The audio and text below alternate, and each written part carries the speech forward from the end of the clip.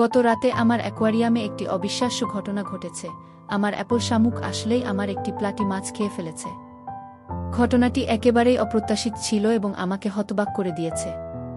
তবে আমি বুঝতে পেরেছি, ছোট্ট প্লাটি মাছটি গত কয়েকদিন ধরে অসুস্থ ছিল।